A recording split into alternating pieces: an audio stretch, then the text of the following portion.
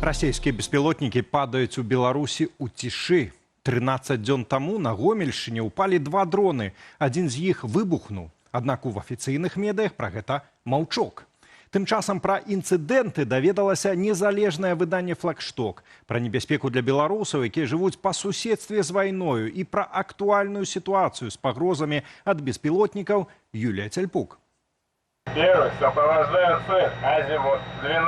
кастрычніка маніторынгавы канал «Е-радар» паведамляе украінцам пра паветраную трывогу. Праз хвойнікі ўздоўж мяжы ляцяць 2 беспілотнікі. Скончылася гэта небяспекаю для жыхароў беларускага паселішча Камарын Брагінскага раёну. Беспілотнікі упалі. Адзін выбухнуў у лесе недалёка аўтазапраўкі, другі прабіў дах прыватнага дому, і потым яго доўга не маглі размініраваць. Выданне «Флагшток» даведалася пра гэта праз 13 дзён пасля інцыдэнтаў. Пра папярэджвання няма, ніхто не ўключае там ні сігналы паветранай трывогі, нічога такога не адбываецца, бо зразумела, у афіцыйнай ідэалогіі вайны няма мірнае неба, якое забяспечыў Александр Лукашенко. І ў гэтай парадыгме не існуе дронаў, якія падаюць на дамы. Пралёты БПЛА праз Беларусь гуляюць на час, не даюць Украіне магчымасці хутка рэагаваць. На згоду галоўнакамандуючага, тэрыторыя Беларусі выкарыстоўваецца Расіяй для наступу на Украіну. Калі дроны не далятаюць да мэты, генералы здымаюць сябе адказнасць, а насельніцтва супакойваюць так. Бог охраняет Республику Беларусь. Вот сколько они в полях падали, столько они взрывались. Ну, сколько они падали в населенных пунктах, в Лойнике, в Хоеве.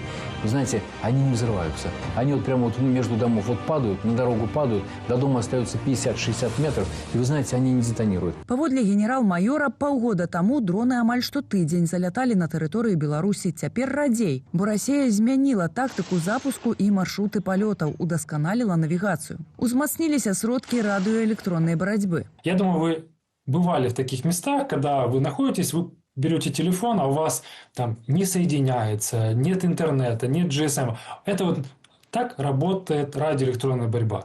Душит связь, беспилотник теряет координаты, он не понимает, где он вверху, он внизу, он влево, вправо, и он под действием силы тяжести, он просто падает. Узмацніліся таксама сродкі супрацьпаветранай абароны на беларускім і украінскім баках мяжы. Тым не менш, інцыдэнты здараюцца, і калі інфармацыя трапляе ў сеціва, беларуская прапаганда робіць, што трэба. Если бы этот дрон залетел с территории Украины, не сомневайтесь, в течение 15 минут вся белорусская пропаганда показала бы, какой преступный киевский режим, как он преступно запускает беспилотники.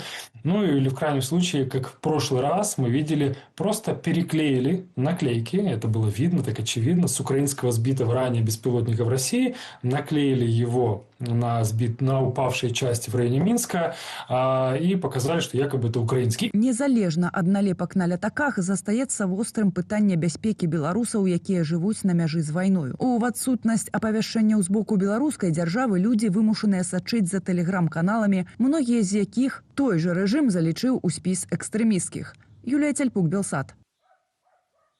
26 прызначэнцаў. Чарговы кадравы дзень прайшоў у Лукашэнкі. У прыватнасці, новыя кіраўнікі з'явіліся ў 7 раёнах Беларусі, а ў 4 міністэрствах цяпер новыя намеснікі міністраў. Тасаванне кадравай калоды у матэрыяле Ірыны Юр'евай. Лукашенко змяніў топ-менеджераў на 3 буйных прадпрыемствах. Новапрызначэнцы ачолілі Белшыну, Гомсельмаш і Магілёў-Хімвалакно. Тое, што ўсе яны праблемныя, падчас сённяшняй нарады прызнаў і сам Лукашенко. Не надейтесь, что вы придете и с бюджета возьмете деньги.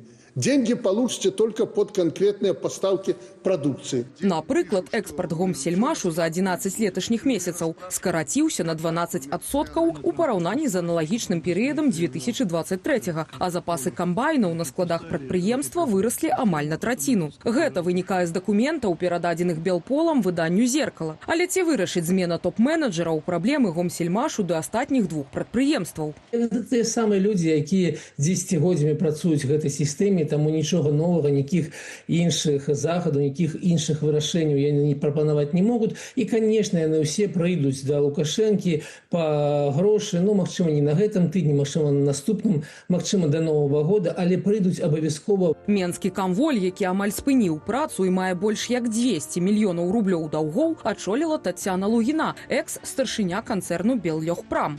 Яе, ну, калі казаць наўпрост, знялі з вялікай пасады і накіравалі вось такі ў адсталы каўгас выпраўляць становішча. Я яе віншую і жадаю паглядзець, як яна будзе змагацца з тым, што сама яна нарабіла. Старшынёй «Беллёгпраму» цяпер будзе былая чыноўніца Менгарвыканкаму Надзея Лазарэвіч. Пад ейным кіраўніцтвам, не выключыў Лукашенко, пройдзе і рэарганізацыя канцэрну. Может быть, создать министерство без всяких этих концернов. Новым рэктарам Акадэміі кіравання Лукашэнкі стаў Дзяніс Дук. Дагэтуль ён ачольваў Магілёўскі дзяржаўны універсітэт імя Куляшова, альма-матер Лукашэнкі. Очень рассчитываю на вашу работу в Академии управления. У Акадэмію кіравання Дук прыйшоў на месца Ігора Бузоўскага, былога галоўнага ідэолага ў адміністрацыі Лукашэнкі і намесніка міністра інфармацыі. Той на гэтай пасадзе пратрымаўся амаль 1,5 года. Безумоўна, што гаспадар Бузоўскі, ён, канешне, дасведчаны функцыянер, ідэолог і таксама супраўяльны чалавек, але не тое, каб ягоная біяграфія сведчыла пра нейкія звышкампетэнтнасці ў кіраванні установамі адукацыі. Таму паглядзім, магчыма, чалавек сабе знойдзе ў лукашэнкаўскай сістэме і на іншых пасадах. Агулам сёння Лукашенко ухваліў прызначэнне 26 асобаў. Ірына Юрова, Белсат. Пенсіянерка прыклала карту да мабільнага тэлефона і страціла 8 тысяч рублёў. Кветкавая інстаграм-крама шукала за год 80 менчукоў. Гэта загалоўкі беларускіх навінаў толькі за сёння. Сілавікі прызнаюцца, тэлефонныя ды інтэрнэт-махляры робяцца ўсё больш вынаходлівымі, кім толькі яны не прыкідваюцца, прадстаўнікамі банкаў, мабільных аператараў і, уласна, праваахоўнікамі. Таму працягне Марыя Сысой. Если хотите продлить, чтобы самим не ехать, давайте скажите номер, с паспорта. Гэта была толькі першая серыя размоваў 61гадовай пацярпелай за шуканцамі. Паводле менскай міліцыі спярша псеўдапрадстаўнікі Белтэлекаму даведаліся ейнай пашпартнай звесткі і нумар мабільнага. Далей болей. Через мессенджер Менчанки поступил звонок якобы от правоохранителя, который поинтересовался источником дохода и законностью проводимых ею финансовых операций.